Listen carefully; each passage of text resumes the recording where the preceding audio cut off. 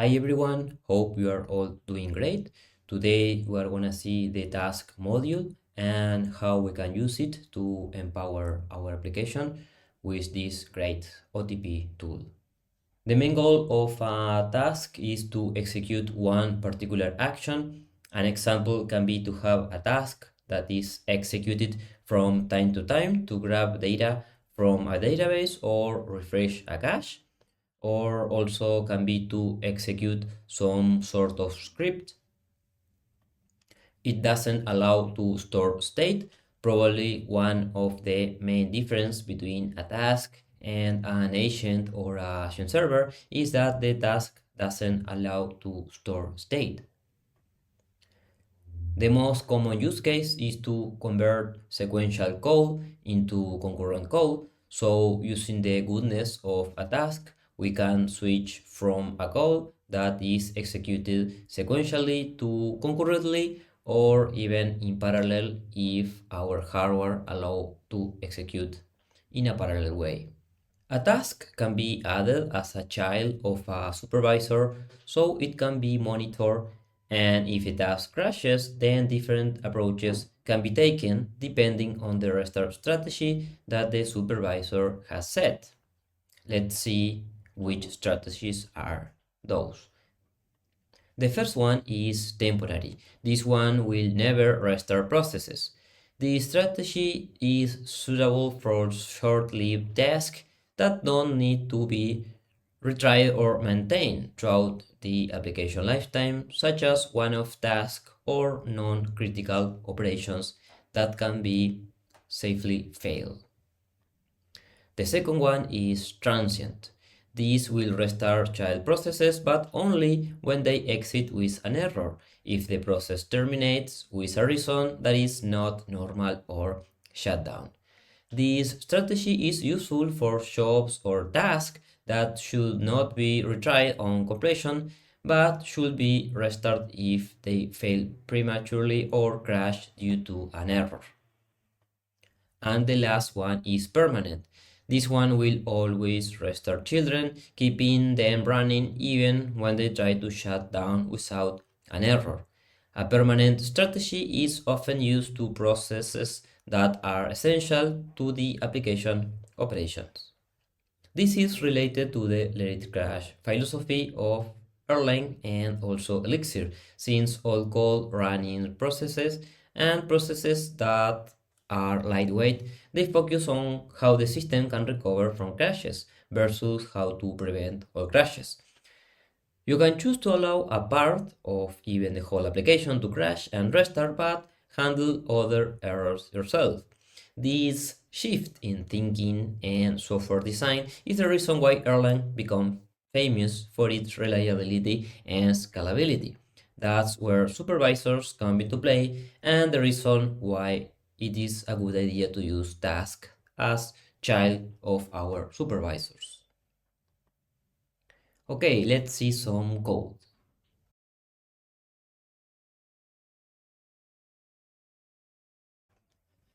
Imagine that we are building a payment application in which we are gonna send money between users. So one possible use of a task can be to execute some sort of logic in which that logic we will make a API call to get the currencies, or for example, in this case, we are gonna go to a database to grab the currencies and store that currencies inside an agent. Okay, so in this case, we are gonna have this module currencies filler. In this case, we are gonna use the statement use task. What is making the use task for us? The child spec function, so we can put under a supervisor this module, the courses filler. So the first function that we are gonna have here is the start link. This function which will have the goal of creating this process, and after the creation of this process, after the creation of this task, we are gonna execute the run function. This run function, in this case, will be getting the currencies from a database. In this case, we are not really making that call to the database. We are just emulating that we are getting those currencies. And after that, we are gonna store those currencies inside an agent. This agent we already saw in a previous video. So we are gonna just reuse that agent, and this function will be iterating through the list of currencies, and for every currency we'll add that element inside an agent. So let's give this task a try. We are gonna execute this task inside the IX console. So we are gonna start a console here. We are gonna enter the name of the module, in this case the currency filler, and execute the param function. In this case, we are just gonna provide an empty list as the param, and this is getting the currencies from the database and storing the currencies in the agent. So if we right after go to the agent, the one that is storing the currencies that our application can handle, and we execute the get element, we can see that the currencies are now stored inside the agent. That is a possible utility of a task. Let's say that we don't want to execute this task manually. What we want to do is to, in the application startup, we want to automatically get this task executed for us and get the currencies stored inside an agent. So what we can do is take this task, take this module, go to the application file of our project, and here in the children of the application we can add as a child the task module. In this case, if we execute the console, we can see that here in the console, in the logs, we are seeing that this is getting the currencies from the database, storing the currencies inside an agent. And if we go and check the values that we have in the agent, we can see that we have all the currencies that was grabbed from a database and stored inside an agent.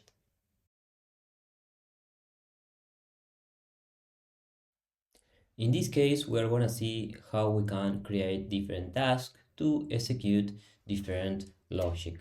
So in this module, what we are going to try to achieve is to send emails to some recipients, but we don't want to send it in a sequential way. So what we are going to try to do is to send it in a concurrent way, creating a task per recipient. So here in the current module, what we are going to have is a module attribute in which we are storing the emails. In this case, we have 3 emails, Fred, Rebecca, and Marcus, and we want to send emails concurrently for every recipient. So the main function will be send notifications. This function will iterate through the email list using the enum.each. And for every email, we are gonna create a new task. In this case, we are gonna use the task.supervisor.startChild. The task supervisor.startChild will create a new task and will add this task under a supervisor. The supervisor is already created.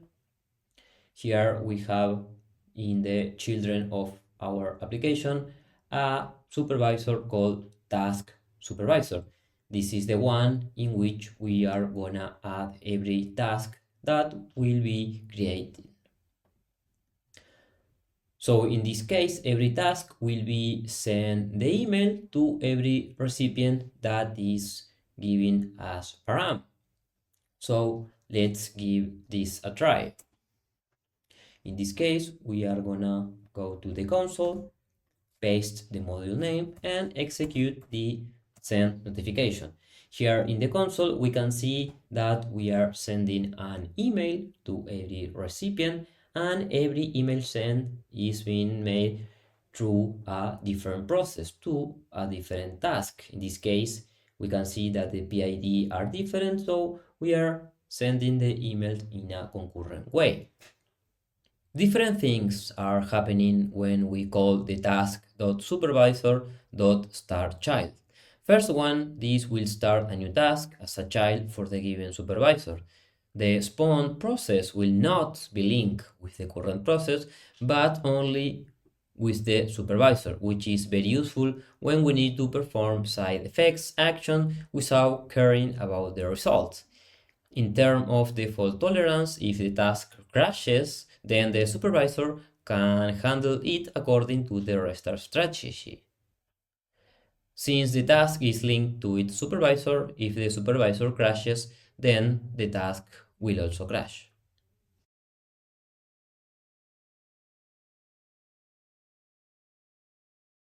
Sometimes we have the need to combine the response of several long-running functions before returning the result to the client.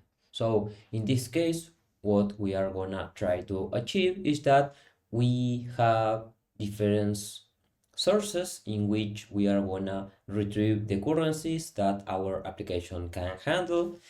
Imagine that we have different teams and every team is storing the currencies in different ways. So we are gonna have one team that is storing the currencies in a database, another one that is including the currencies in a file that is stored on disk, and the last team is exposing an API so we can make a call and fetch the currencies. In this case, we need to fetch all the currencies before return the result to the client. So the main function of this module will be fetch currencies.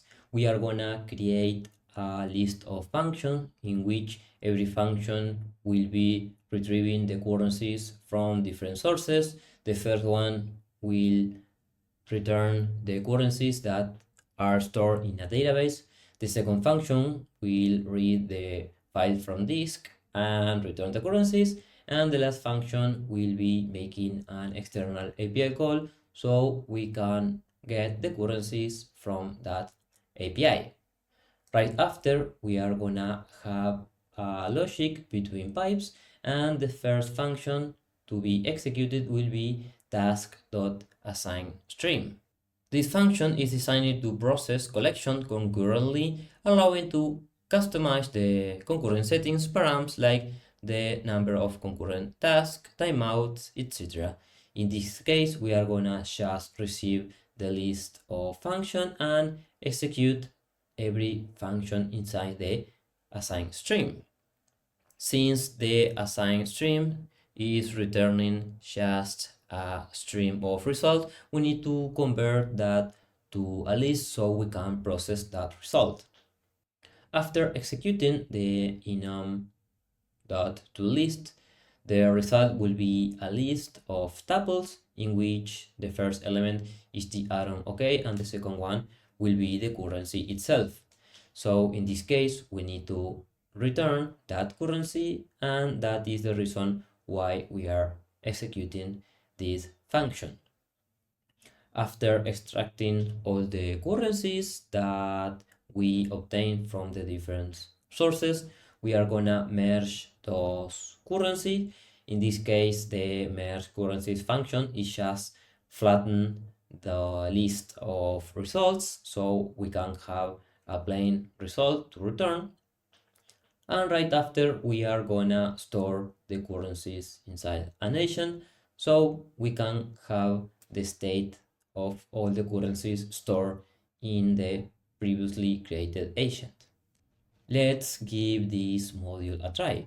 We are gonna start a new console and let's copy and paste the module name here and execute the fetch currencies function. Here in the console, we can see that we are fetching the currencies from a database, from a different process of the process that is actually getting the currencies from disk, and is also different from the process that is fetching the currencies from an external API call. So here we can see that we just created three different processes, three different tasks in which they are executed concurrently or parallel if your hardware allows us to do that. In this case, we can see that every task is taking 3 seconds. So overall, the final result is 3 seconds. But let's say that we don't use the goodnesses of task to improve and boost the performance of this application. Here we have this function that is called fetch currencies with button sign. In this case, we are resolving the same problem. We are fetching all the currencies from the different sources, but here the difference is that we are executing one function and then the second one and right after the last one. So in this case, we are going to invest 3 seconds getting the currencies from the database. Right after, we are going to invest 3 more seconds reading the file from this to get the currencies, and finally 3 more seconds to get the currencies from the external API call. Right after, we are gonna merge all the results and store the currencies inside a nation. So let's see what is the result if we execute the fetch of the currencies but not using the task. In this case, we can see that we are investing 3 seconds going to the database, then 3 more seconds going to the file that is on disk, and finally 3 more seconds making an external API call. We can see that we move from investing only 3 seconds to 9 seconds, since here we are executing all the logic in one single process.